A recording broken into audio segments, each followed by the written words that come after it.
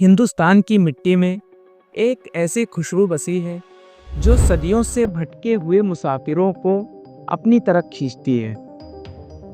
राजस्थान के दिल अजमेर में एक ऐसी चौखट है जहां बादशाह भी फकीर बनकर आते हैं। आज सफर दरगाह का दूसरा दिन है और आज हम सैर करेंगे सुल्तानुल हिंद हजरत ख्वाजा मोइनुद्दीन चिश्ती, जिन्हें दुनिया गरीब नवाज के नाम से जानती है।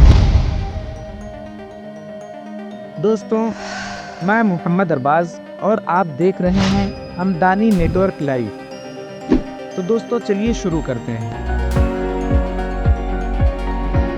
सुल्तानुल हिंद का ये सफ़र ईरान के सिस्तान से शुरू हुआ था। हज़रत ख्वाजा गरीब नवाज ने अपना सब कुछ राह खुदा में कुर्बान कर दिया और एक लंबे सफ़र के बाद हिंदुस्तान तशरीफ़ लाए। उस दौर में जब दिलों में दूरियां थी, उन्होंने सिर्फ एक हथियार उठाया और वो था मोहब्बत। उन्होंने सिखाया कि दरिया जैसी सखावत, सूरज जैसी शफ़क़त और ज़मीन जैसी ह्यूमिलिटी यानी तवाज़ो ही एक सच्चे इंसान की पहचान है। अजमेर की ये दरगाह सिर्फ एक इमारत नहीं बल्कि आर्किटेक्चर का एक शाहकार है। यहाँ का बुलंद दरवाज़ा जो सदियों से खड़ा है और वो बड़ी देग जिसमें हज़ारों लोगों के लिए लंगर पकता है। नाज़रीन, ये सब देखकर दिल हैरान रह जाता है, लेकिन सबसे ज़्यादा सुकून मिलता है उस आस्ताने आलिया में जहाँ ख्वाजा साहब आराम फरमा रहे हैं।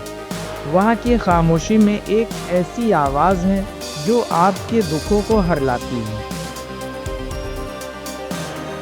नाज़रीन, ख्वाजा जी को गरीब नवाज क्यों कहा जाता है, तो चलिए मैं बताता हूँ आपको। ख्वाजा मोइनुद्दीन चिश्ती को गरीब नवाज इसलिए कहा जाता है क्योंकि उनकी चौखट से कभी कोई खाली हाथ नहीं लौटा, चाहे वो किसी भी मज़हब का हो।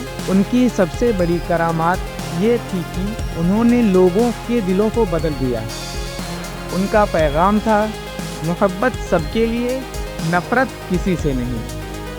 आज भी सदियों बाद उनकी दरगाह पर मिलने वाला सुकून इस बात का सबूत है कि सच्ची ताकत तलवार में नहीं बल्कि इश्क में होती है।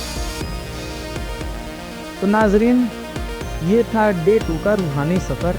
उम्मीद है आपने घर बैठे अजमेर शरीफ की इस ठंडक को महसूस किया होगा। कल हम फिर मिलेंगे डे 3 में और चलेंगे एक और ऐसी मुक़द्दस जगह पर जहाँ की दास्तान सुनकर आपका ईमान और भी ताज़ा हो जाएगा। कमेंट में हक़ मोइन या मोइन ज़रूर लिखना। अल्लाह हाफ़िज़।